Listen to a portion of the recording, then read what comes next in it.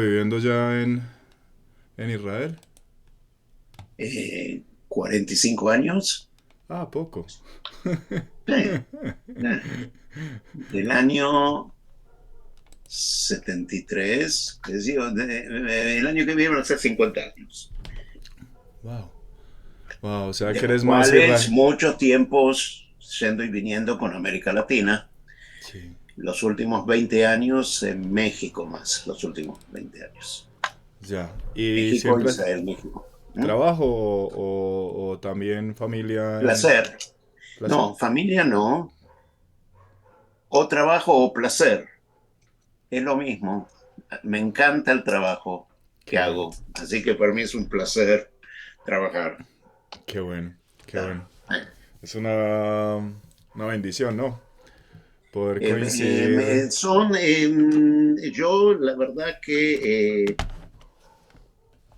la mayoría de mis amigos están en eso, les gusta lo que hacen, ¿no?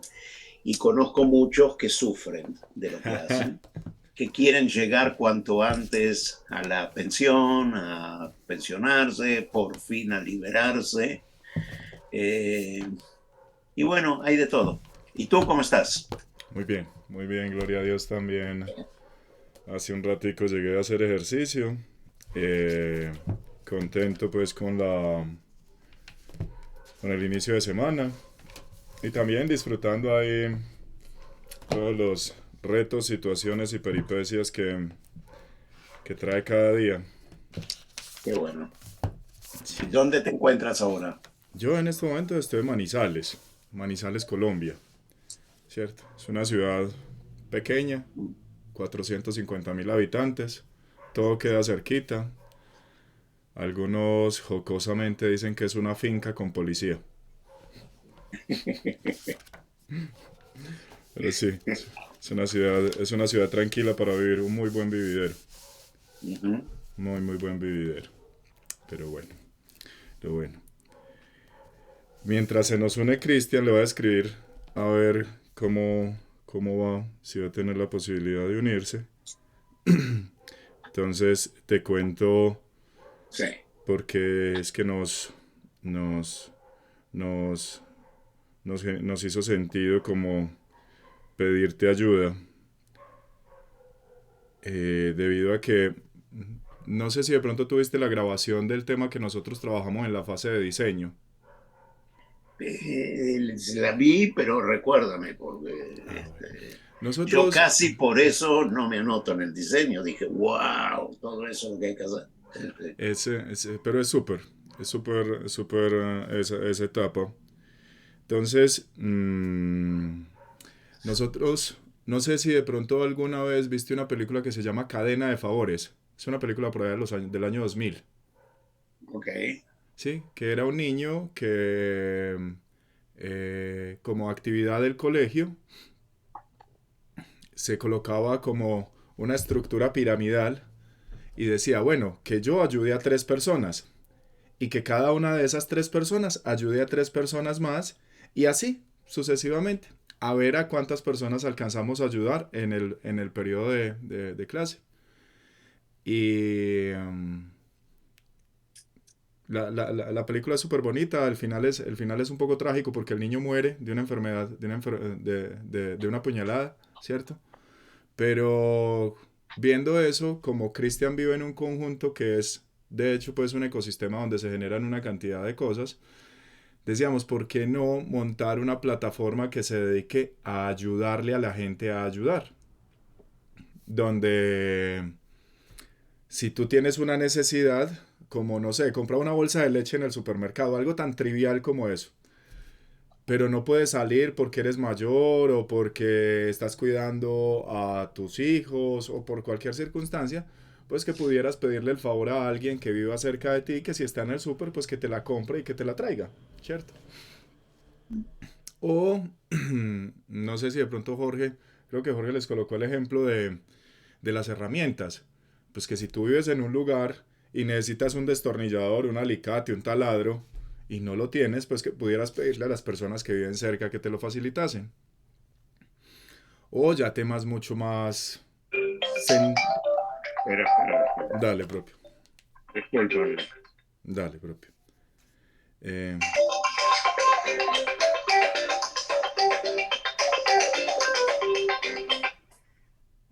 Aló. Bien. Sí, Rita, un placer. Sí, yo estoy, ahora empecé un Zoom. Te llamo más tarde, Rita. ¿Está bien? Ok. Gracias. Bye. Sí, disculpa. dale, no te preocupes. O temas ya más sentidos, ¿cierto? Digamos que como por decir algo, ¿no? Pues hay dos o tres personas que están en la calle y tienen hambre y que tú pudieras documentar, ve, estas personas tienen hambre o necesitan vestuario o necesitan dónde pasar la noche y que por medio de una plataforma tecnológica pues se pudiera facilitar el acceso a esa información relevante en tiempo real para que quienes de alguna forma pues sentimos vocación de querer ayudar, pues lo podamos hacer, ¿cierto? Y poder ayudar o con el conocimiento que tienes, con el tiempo que tienes, o poder ayudar con los recursos financieros si esa es como la situación.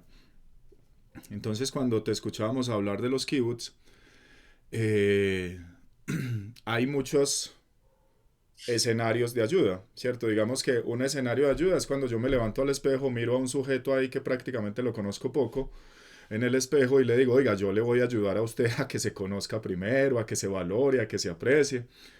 Después ese sujeto mira al costado, hay una sujeta al lado que la conoce poco y podría decir uno, bueno, podría ser también un tema de una persona ayudando a otra persona, pero ¿qué tal si una persona tuviese la posibilidad de ayudar a muchos? ¿Cierto? Como una empresa que tiene la posibilidad de dar una donación y apoyar una comunidad de niños o de ancianos o de madres cabezas de familia.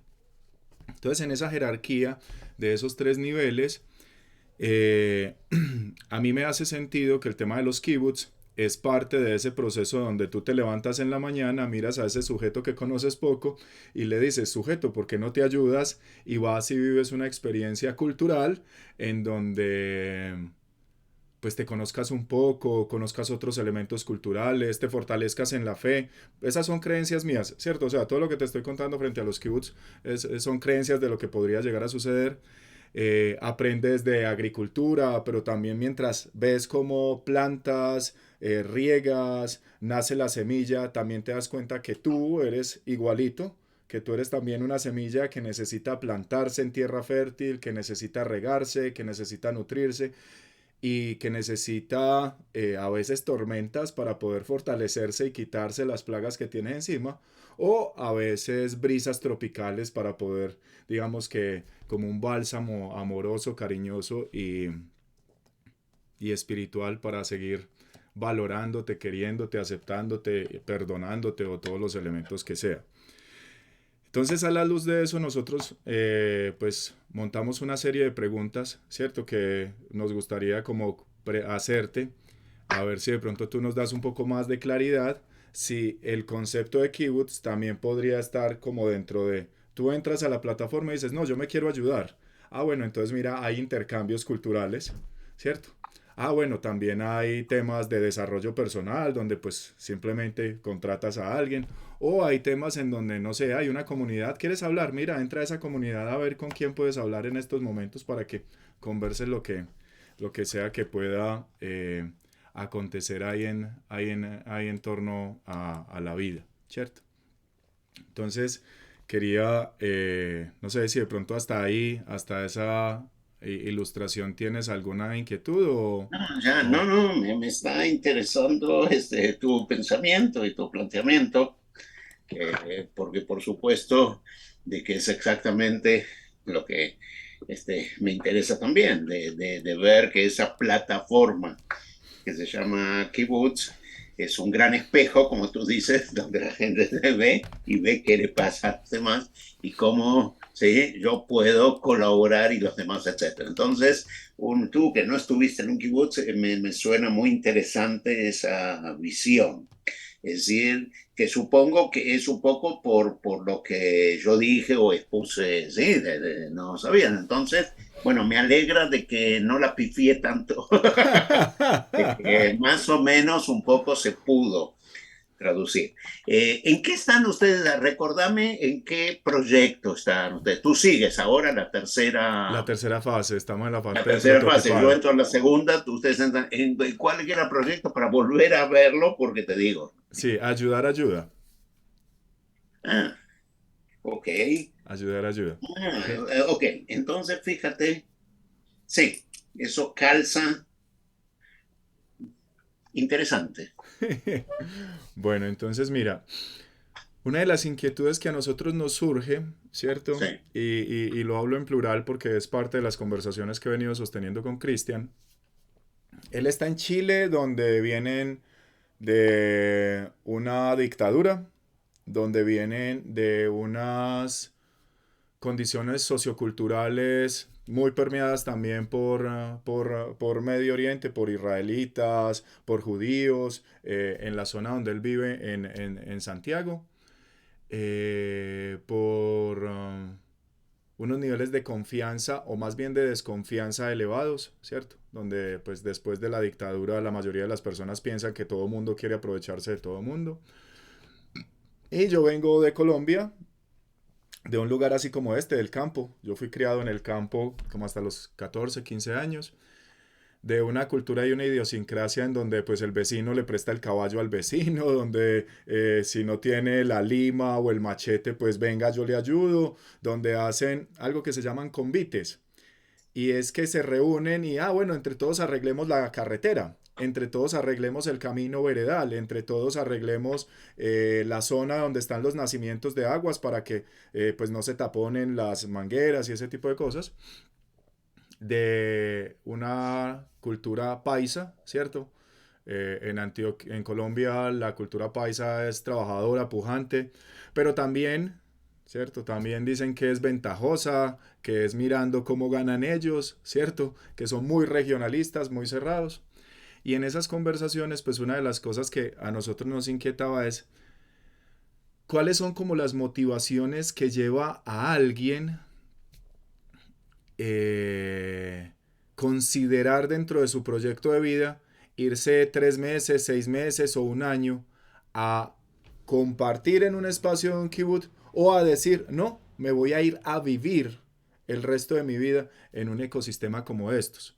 Entonces nos gustaría que de pronto nos compartieras desde tu perspectiva, desde tu experiencia, cuáles son como esas motivaciones que llevan a las personas a incluirse en comunidades como esas y que si pudieses ahondar en las que sean, de tipo, si hay elementos de tipo religioso, si hay elementos de tipo sociocultural, pero también si hay elementos en donde no es que solamente pueden ir personas que tengan este tipo de creencias o este tipo de experiencias, ¿cierto? Porque pues a veces hay cosas que uno dice, no, eso es para todo mundo, pero no todo, no hay nada que sea para todo mundo.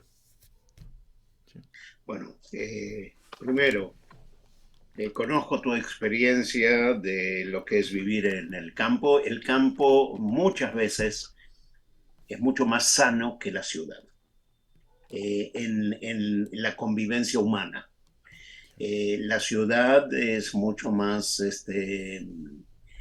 competitiva, estás compitiendo por una baldosa, por un pedazo de aire, por el árbol, por el estacionamiento, por el puesto, por el trabajo, por la entrada al cine, sí, por el colectivo, por todo eso.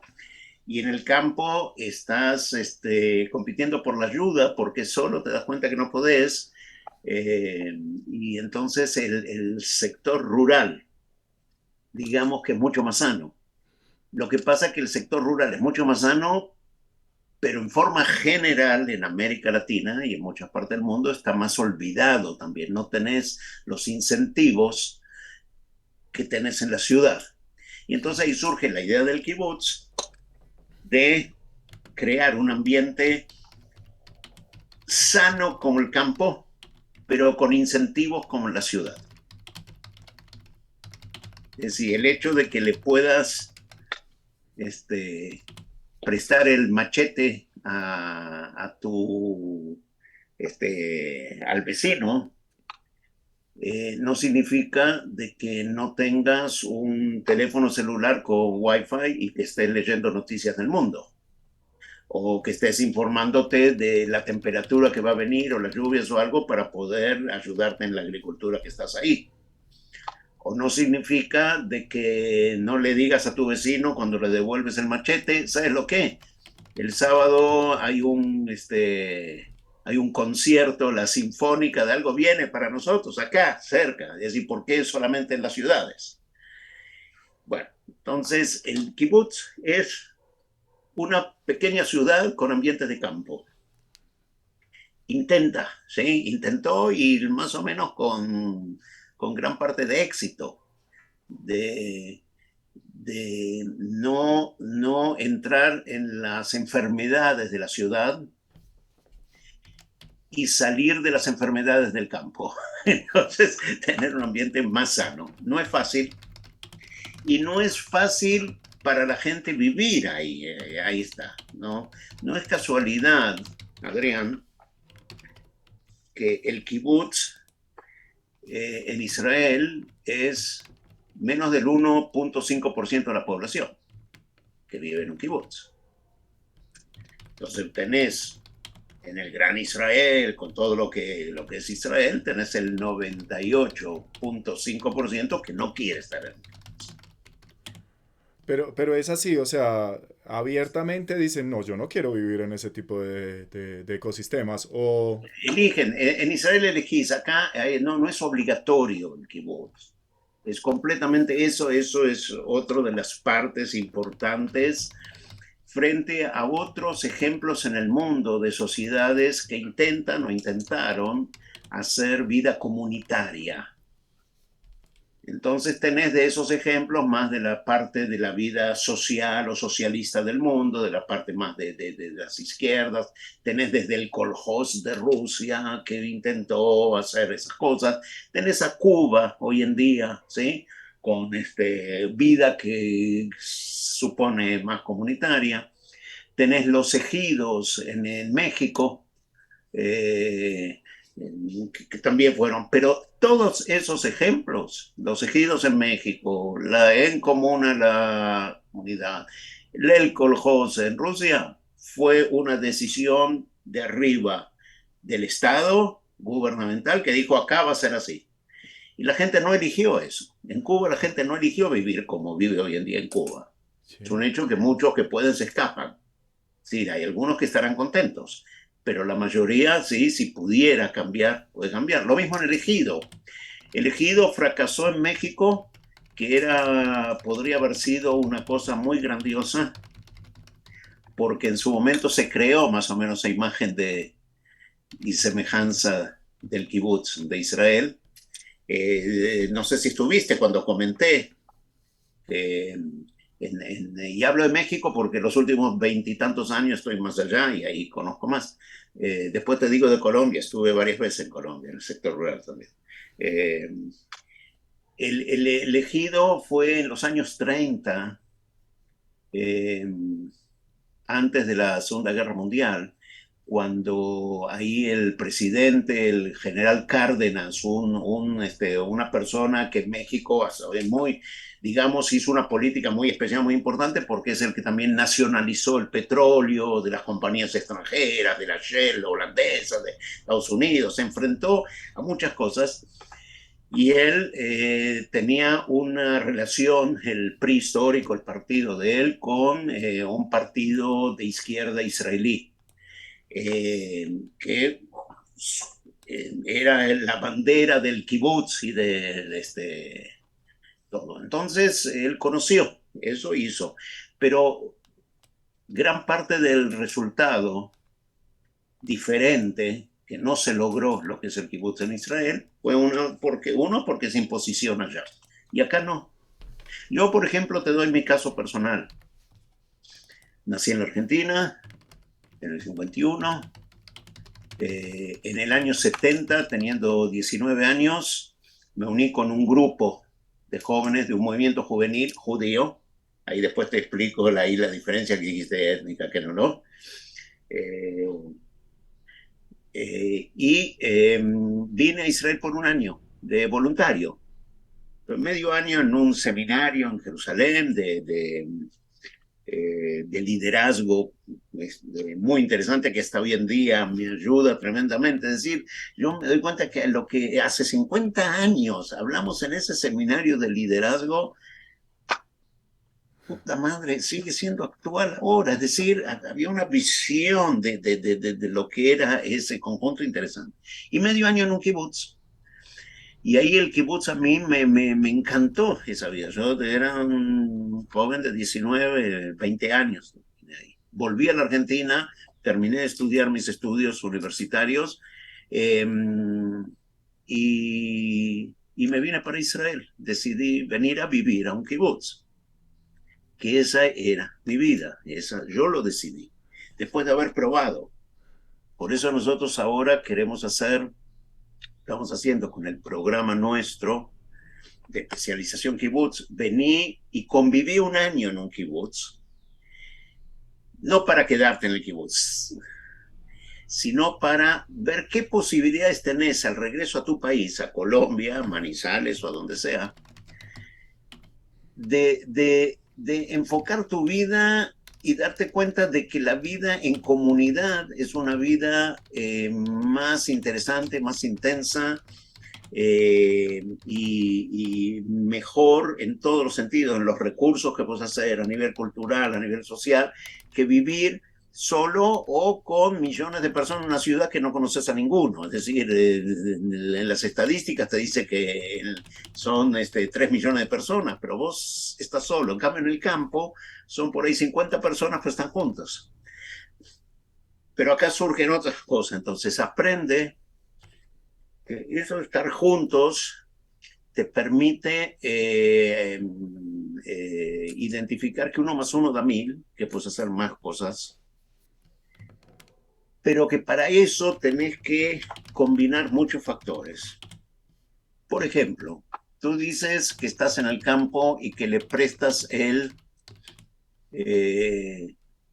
si necesita un destornillador, una herramienta o algo a tu vecino. ¿Dónde está tu vecino? ¿A cuántos metros tuyo está? ¿Me preguntas o es reflexión? Te pregunto. No, pues digamos que en esa ¿Vas a lógica, caballo, con un tractor o con la camioneta al vecino? ¿cierto? O sea, Bueno, sí, habitualmente está muy cerca, ¿cierto? Pero lo sí, que queremos es también sacar el concepto de que vecino no es quien vive al lado. Vecino es el otro colombiano o la otra persona o el otro ser humano que también, como tú, puede llegar a tener cualquier necesidad. Pero eso sí, es más sí, pues una percepción sí, nuestra. sí, sí. Pero si pudiéramos empezar de cero, por ejemplo, en realidad es la parte edilicia de cómo formás una comunidad, cómo vive la gente, eso influye en las relaciones de la cohesión social. Entonces el kibutz aprendió de que yo tengo, todo esto es mi campo, y no voy a poner una casita y dividir el campo, somos 300 familias en 300 Parcelas. lugares y cada uno tiene su campo con su casita. ¿Cómo le doy servicios a todo eso? ¿Cómo, para hacer al gobierno le cuesta muchísimo llegar con desagüe, con agua corriente, con electricidad, con servicios, con colegios, toda esa dispersión? Y luego la gente está dispersa, por más que por ahí se siente junta. Entonces, vamos a vivir en conjunto y crear un pueblito donde, como un condominio. ¿Conoces? Así se habla de un condominio en México, en Colombia. Sí, señor. Entonces, la gente fue, no sé, 50 familias, cada uno es independiente, hizo su casita, pero están todas ahí. Por ahí hay una casa en el medio que tiene una piscina de natación, hay no sé, un gimnasio, hay cosas comunes y todo está seguramente amurallado, como dijiste ahí de la policía, con policía de entrada, para hacer, y bueno, son 50 personas que cada uno guarda su vida familiar, pero está compartiendo algo con los otros que le permite tener algunos elementos más interesantes. Y cuando eso decís, bueno, y si todas esas familias de repente tienen también hijos, hijos pequeños, que salen y están juntos cuando terminan el colegio, ven, porque están, no tienen que viajar en un tractor, no tienen que irse, etcétera. Entonces, la parte de cómo construís a esa sociedad es importantísimo. Es, es es crear un ambiente que haya cohesión o es crear un ambiente que haya dispersión, ¿no? Entonces el kibutz aprendió de eso y por eso también es parte del éxito.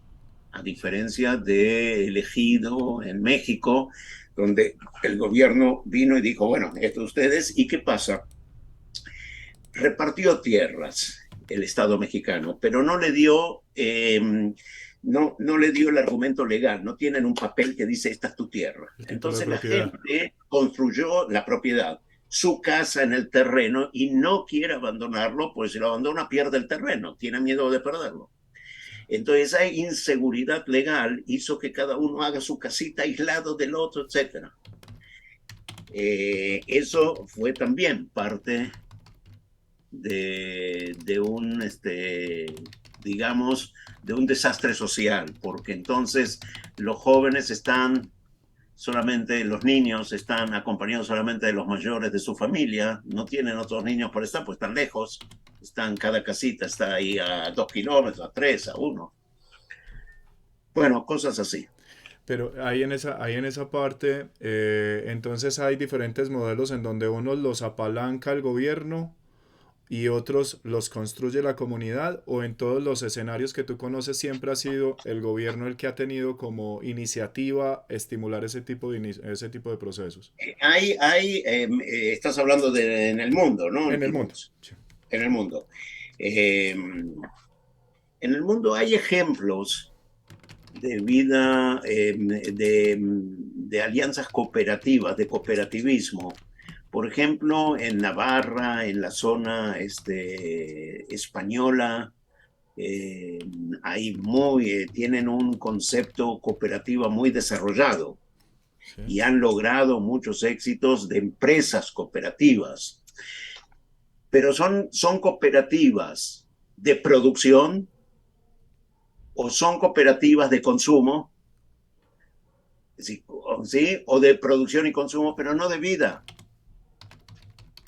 No comparten la vida, no viven juntos, sino producen juntos y luego compran todos. Tú necesitas alfalfa y yo también y otro más, entonces compramos todos juntos y nos dividimos, cada uno va con su alfalfa y ganamos todos en el precio. Ya.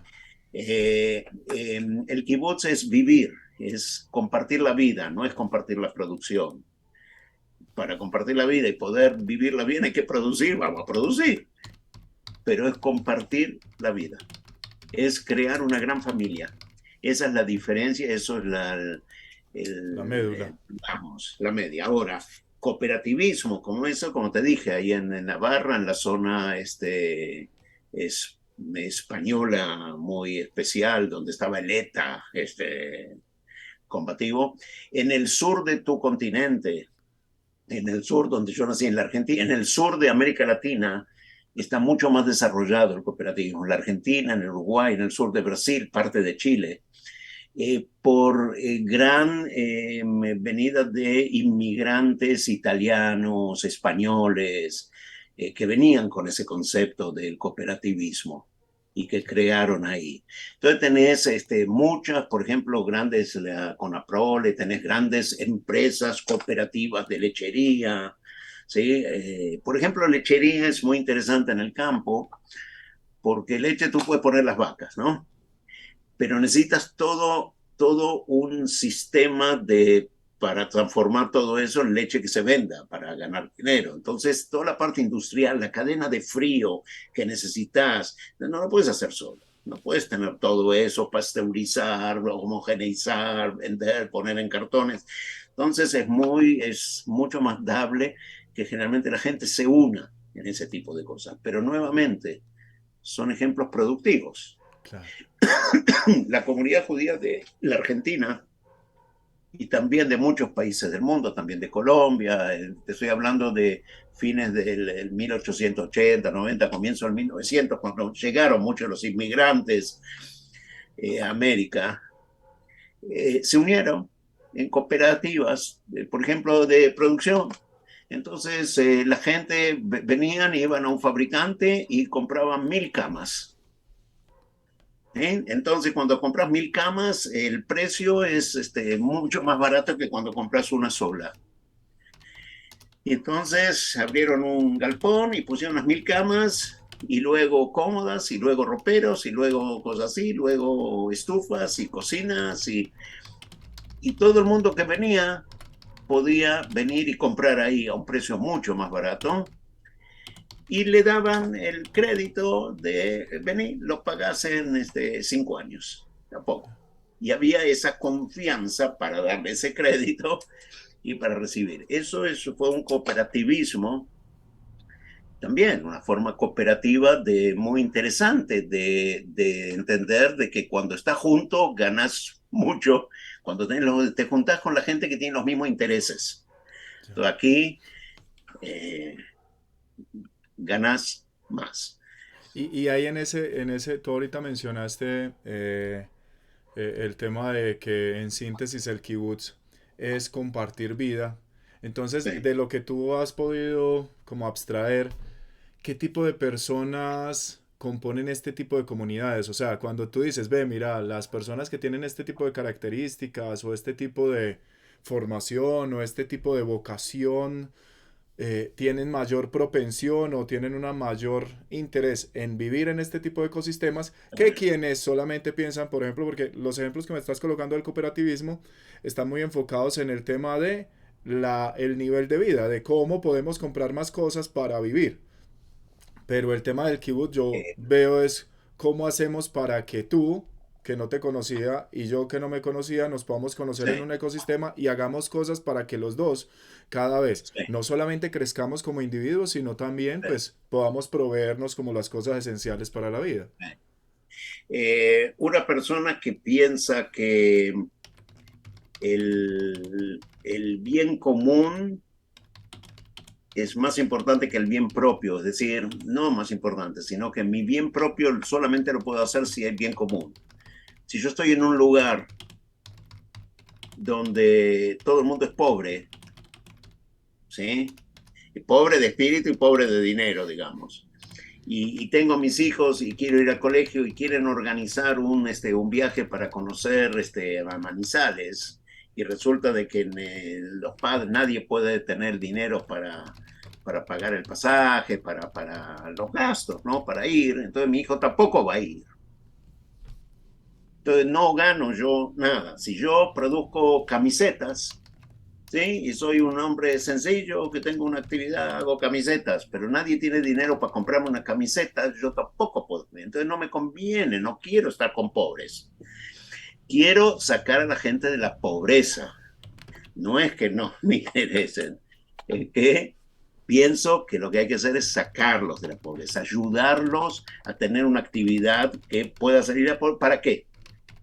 Bueno, para que vivas mejor. Pero la persona que quiere estar en el kibutz tiene que ser una persona que, por ejemplo, le interesa más la parte común que la parte privada.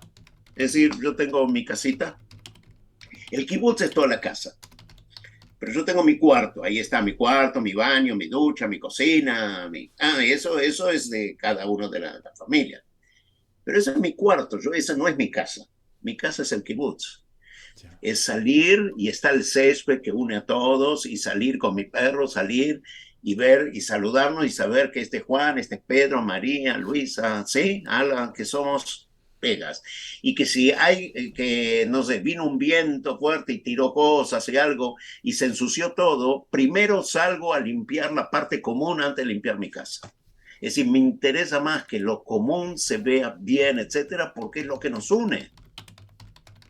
La casita es lo que nos da el resguardo para dormir, pero lo que nos une es la parte común, y por eso construimos en el kibutz cosas comunes.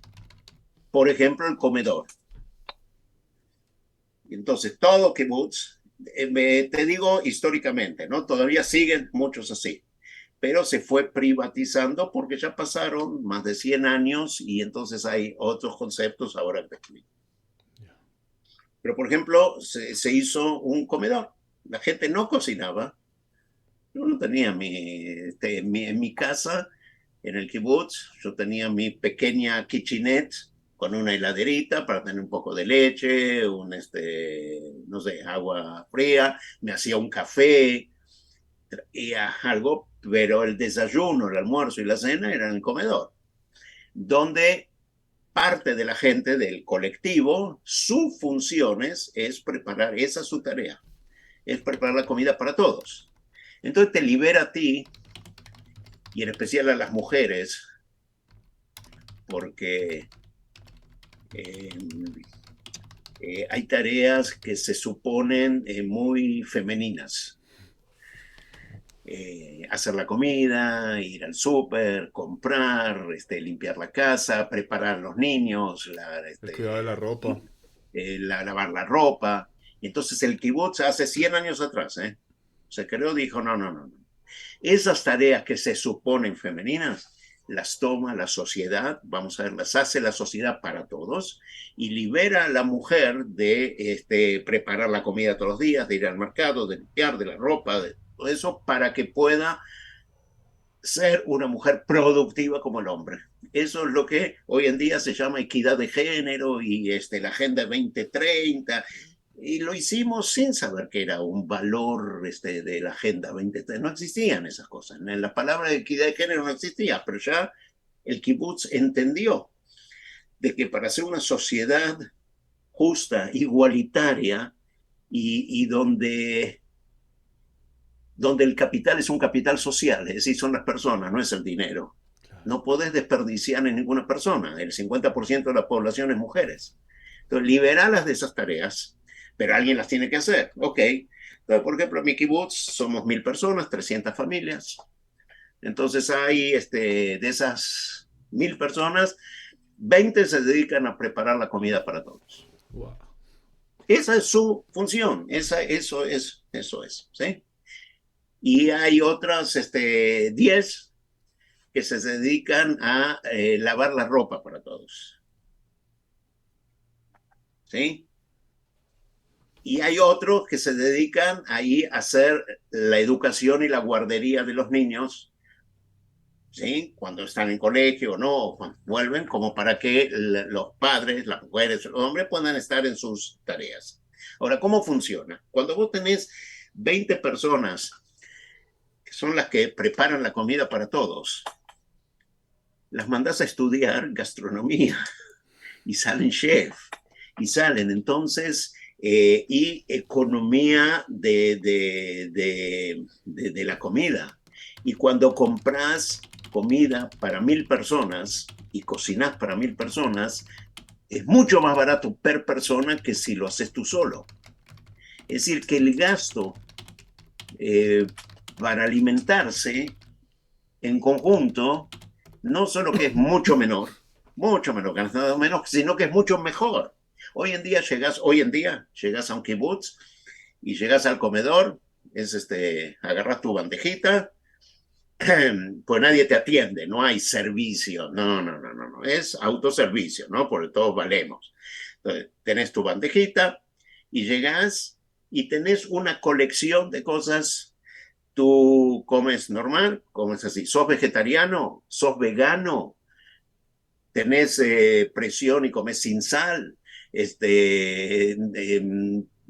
Tenés, no sé, el gluten, sin gluten. Todo. Entonces vas eligiendo, tenés de todo. Es algo, a veces lo vemos como un desperdicio de tantas posibilidades.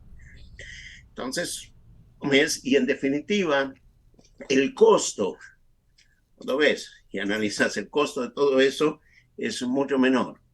Y comenzamos con ese costo de una manera muy interesante, porque en el kibutz no había sueldos, había presupuestos para las cosas. Por ejemplo, comida. Digamos de que somos 1000 personas, no, 100 personas. digamos 100, para hacerlo más Simple. normal. Bueno, ¿cuánto podés gastar en un, no sé, en México, en Colombia hoy en día, en colombianos? ¿Cuánto sería una familia por día, más o menos? Una persona, ¿cuánto tiene que invertir para comer bien? No sé. Para una sola persona, Para desayuno, una, almuerzo y cena, yo creo que puede estar por el orden de un buen desayuno, un buen almuerzo y una buena cena. Mm, 20, 40, 50. Más o menos unos $13, $12. $12. Ok. Primero te digo que está baratísimo. Mm. Aquí en Israel por $12 no compras ni medio desayuno, ¿sí? Para que sepas. Está en dólares súper barato. Pero bueno, tenés $12. Si somos 100 personas, entonces vamos a hacer el presupuesto nuestro. Si somos 1200. 100 personas, entonces necesitas todos los días $1,200, ¿no? 12 por 100, 1,200.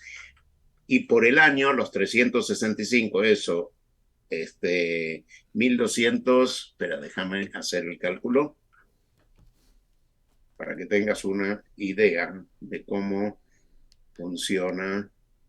Acá tengo la calculadora. 1,200 Disculpe. por ¿Aló? 365 días. ¿De dónde, perdón? Eh, Disculpe, no sé de dónde me llama. Y estoy en una reunión.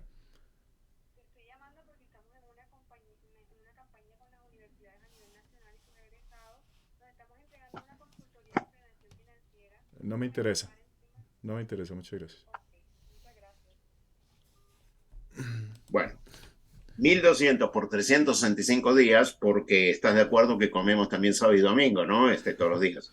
Entonces, Es un vicio que dura 1,200 todos por los días. 300 me da $438,000. 438, vamos a decir medio millón, 500,000, porque a veces se te cayó el plato que te vas a quedar sin comer. Entonces, Claro. digamos, medio millón de dólares, $500,000. Si nosotros somos un kibutz ahora, entonces nosotros decimos, ok, nuestro presupuesto para este año que comienza va a ser así. En comida, para que todos comamos bien, necesitamos medio millón de dólares. Pero después vamos a ver cuánto necesitamos en ropa y en educación y en salud. Y así se va juntando. Ahora, ¿de qué vamos a trabajar para conseguir? ¿Lo tenemos? ¿El campo nos está dando? Eso no nos da, no tenemos para 500. Bueno, entonces no comamos, en vez de comer por un presupuesto de $12 por día, vamos a comer por un presupuesto de $10 por día o de 9. Y vamos a ver cómo entonces nos arreglamos para comer por 9, porque entonces van a ser 900, por entonces ya bajamos un poco el presupuesto. Una cosa así, así se fueron creando, sí, el tema. Entonces, todos los ámbitos de la vida, ¿qué necesitas? Necesitas el lugar para dormir, para comer, dormir, cuidar a los niños, cuidar a los ancianos, la educación, cultura, paseos, todo eso cuesta.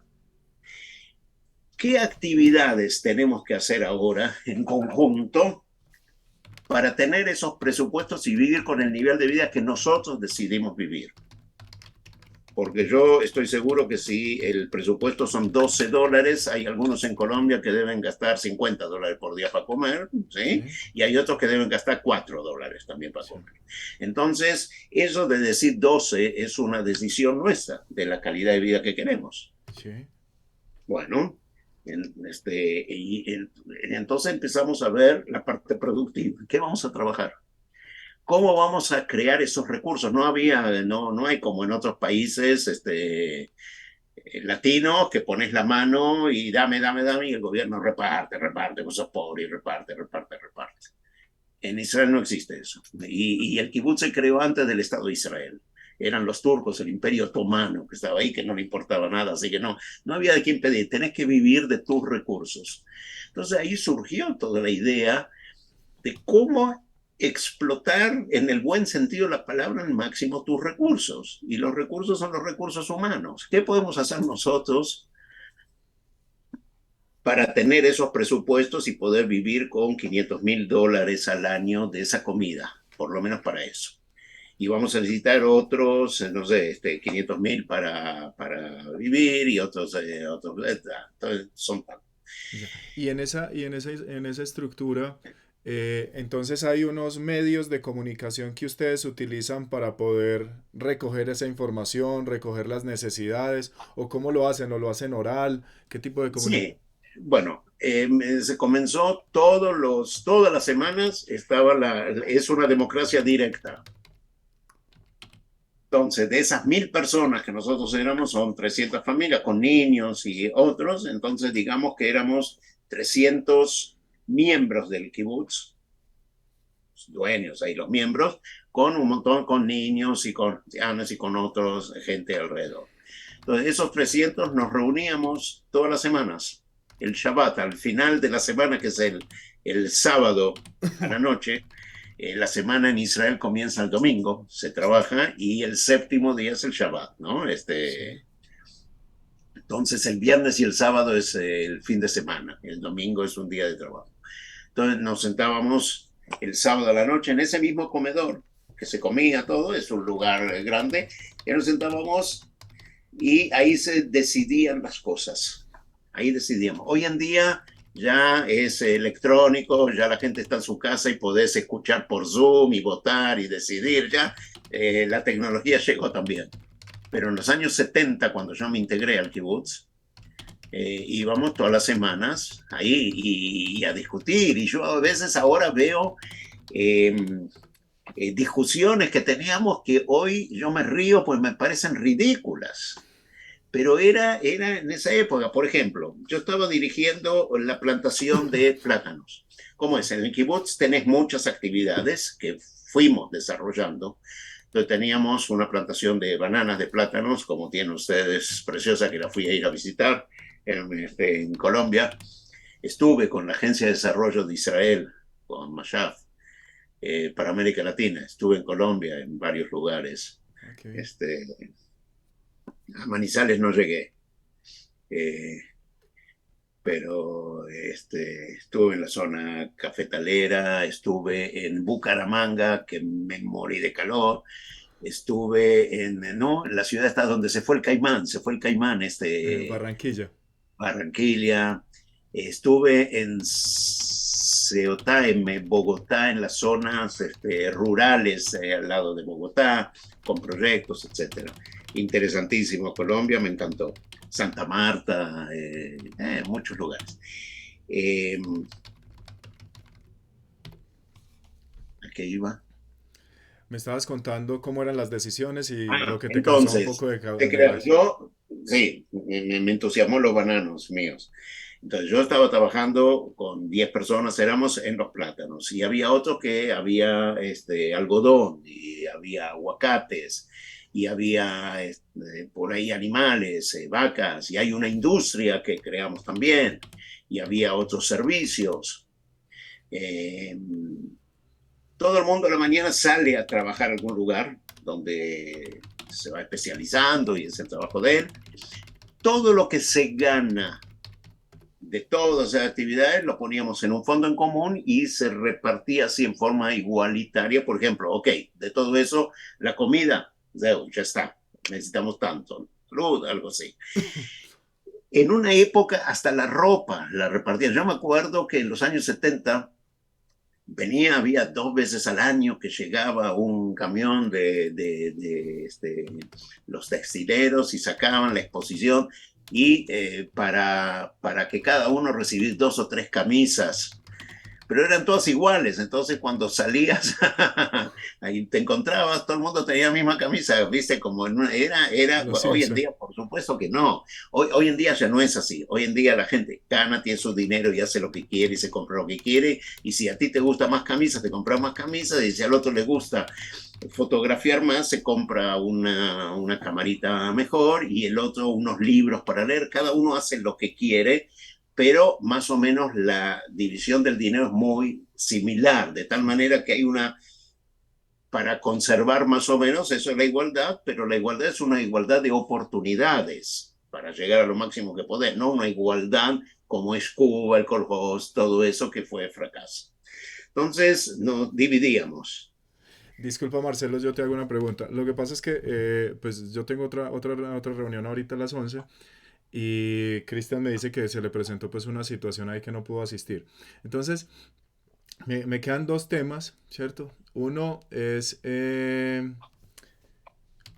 si actualmente ustedes colaboran con otros kibbutz, o sea, como que se transmiten buenas prácticas, se transmiten aprendizajes, se transmiten, porque yo lo veo y hay un tema de gobierno corporativo, de gobierno en el Eh, tema del kibbutz que me parece súper singular que lo hagan en un tema de democracia, ¿cierto? Pero pues creo que es una democracia bien aplicada.